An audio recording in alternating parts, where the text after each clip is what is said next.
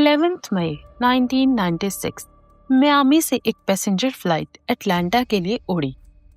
Aircraft बिल्कुल normal climb कर रहा था।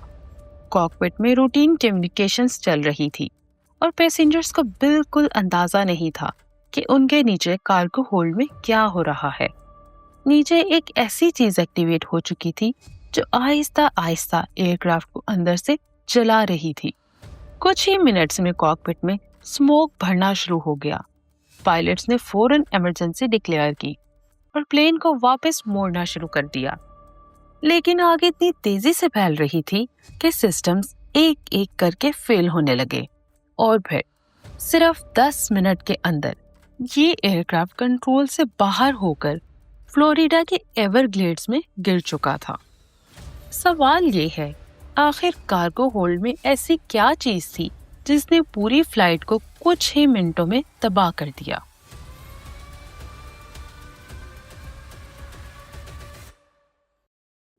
दोस्तों, 8th आवर में आप सबको खुशामदीद। 11 मई 1996 की सुबह यूनाइटेड स्टेट्स के शहर मियामी, फ्लोरिडा के एयरपोर्ट पर एक डोमेस्टिक पैसेंजर फ्लाइट डिपार्चर के लिए तैयार खड़ी थी। ये फ्लाइट थी वैल्यू जेट फ्लाइट 592 जो मियामी से अटलांटा जॉर्जिया जा रही थी। एयरक्राफ्ट था मैकडोनल्ड डोगलस DC-932, एक पुराना लेकिन वाइडली यूज्ड पैसेंजर एयरक्राफ्ट जो शॉर्ट रूट्स पर रेगुलरली इस्तेमाल किया जाता था। इस फ्लाइट में टोटल 110 लोग मौजूद थे, जिनमें 105 पैसेंजर्स और 5 क्रू मेंबर्स शामिल थे। कॉकपिट में एक्सपीरियंस पायलट्स भी थे, कैप्टन कैंडालिन क्यूबेक और फर्स्ट ऑफिसर रिचर्ड हेजन। एयरक्राफ्ट ने सुबह 10 बजे मियामी से टेक ऑफ किया। इनिशियल क्लाइंब बिल्कुल नॉर्मल था और aircraft Aahista Aahista cruise altitude की तरफ बढ़ने लगा। सब कुछ रूटीन लग रहा था, लेकिन टेक ऑफ के कुछ ही मिनट्स बाद एयरक्राफ्ट के अंदर एक हिडन डेंजर एक्टिवेट हो गया।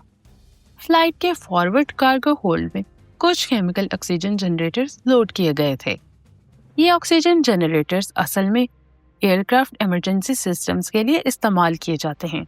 जब कैबिन प्रेशर ड्रॉप हो जाए तो ये पैसेंजर्स के लिए ऑक्सीजन प्रोड्यूस करते हैं, लेकिन ये डिवाइसेस जब एक्टिवेट हो जाएं तो बहुत ज़्यादा हीट जनरेट करती हैं। इन्वेस्टिगेशंस के मुताबिक ये ऑक्सीजन जनरेटर्स प्रॉपर तरीके से सिक्योर नहीं किए गए थे और उन पर सेफ्टी कैप्स भी प्रॉपरली इंस्टॉल नहीं की गई थी। ये आइटम्स एक मेंटेनेंस कॉन्ट्रैक्टर कंपनी सैब्रेटेक के थ्रू एयरक्राफ्ट में लोड किए गए थे। सबसे अहम बात ये थी कि इन जनरेटर्स को हैजर्डस मटेरियल डिक्लेयर नहीं किया गया था, जबकि ये डेंजरस कार्गो कैटेगरी में आते थे। टेक ऑफ के कुछ ही मिनट्स के बाद कार्गो होल्ड के अंदर ऑक्सीजन जनरेटर्स एक्टिवेट हो गए। जब ये एक्टिवेट होते हैं तो ये केमिकल रिएक्शन के जरिए ऑक्सीजन प्रोड्यूस करते हैं और इस प्रोसेस में इंटेंस हीट पैदा होती है। इस हीट की वजह से कार्गो होल्ड के अंदर आग लग गई। एयरक्राफ्ट का forward cargo compartment class D type था, जहां फायर डिटेक्शन और सप्रेशन सिस्टम अवेलेबल नहीं होता, यानी कॉकपिट को शुरू में आग का कोई डायरेक्ट इंडिकेशन नहीं मिला। टेक ऑफ के तकरीबन 10 मिनट बाद कॉकपिट में एक अनयूजुअल स्मेल और स्मोक का इंडिकेशन आया। पायलट्स ने फौरी तौर पर सिचुएशन को जांचने की कोशिश की और इमरजेंसी डिक्लेयर कर दी। उन्होंने मियामी ATC को इन्फॉर्म किया और फौरन वापस एयरपोर्ट पर लैंडिंग की रिक्वेस्ट की। एयरक्राफ्ट इस वक्त लगभग 10,000 से 11,000 फीट के आसपास था। पायलट्स ने एयरक्राफ्ट को टर्न करके मियामी की तरफ वापस लाना शुरू कर दिया, लेकिन कार्गो होल्ड के अंदर जो आग लग चुकी थी वो तेजी से फैल रही थी। ऑक्सीजन जनरेटर्स मुसलसल ऑक्सीजन रिलीज कर रहे थे, जिससे आग और ज्यादा भड़कती जा रही थी। आग ने एयरक्राफ्ट को इलेक्ट्रिकल वायरिंग और कंट्रोल सिस्टम्स को डैमेज करना शुरू कर दिया। कॉकपिट में स्मोक तेजी से भरने लगा। पायलट्स के लिए इंस्ट्रूमेंट देखना और कम्युनिकेशन मेंटेन रखना मुश्किल होता जा रहा था।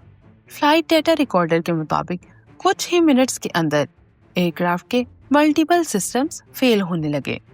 इलेक्ट्रिकल फेलियर्स की वजह से कॉकपिट इंडिकेशंस अनरिलायबल होने लगे। कंट्रोल केबल्स और सिस्टम पर भी आग का असर पड़ रहा था। अचानक एयरक्राफ्ट ने नॉर्मल एल्टीट्यूड दिखाना शुरू कर दिया। पायलट्स ने कंट्रोल मेंटेन करने की पूरी कोशिश की, लेकिन सिचुएशन तेजी से बिगड़ रही थी।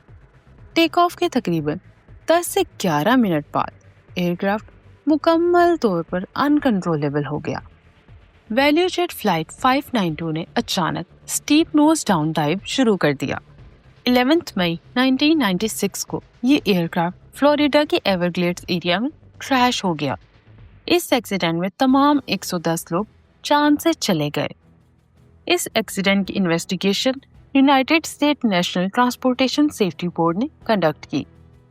उनकी रिपोर्ट के मुताबिक कार्गो होल्ड में chemical oxygen generators improperly load किए गए थे। इन पर सेफ्टी कैप्स प्रॉपरली इंस्टॉल नहीं थी। जनरेटर्स एक्टिवेट हो गए और फायर शुरू हो गई। कार्गो कंपार्टमेंट में फायर डिटेक्शन सिस्टम नहीं था।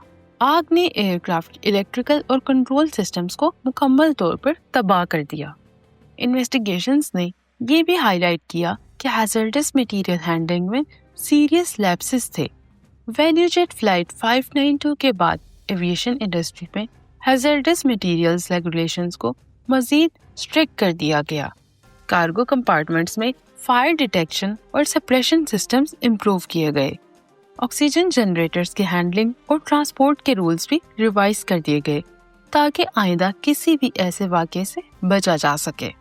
अगर आपको वीडियो पसंद आई हो तो लाइक करें, शेयर करें, चैनल को सब्सक्राइब करें। अगली वीडियो तक के लिए अल्लाह हाफिज।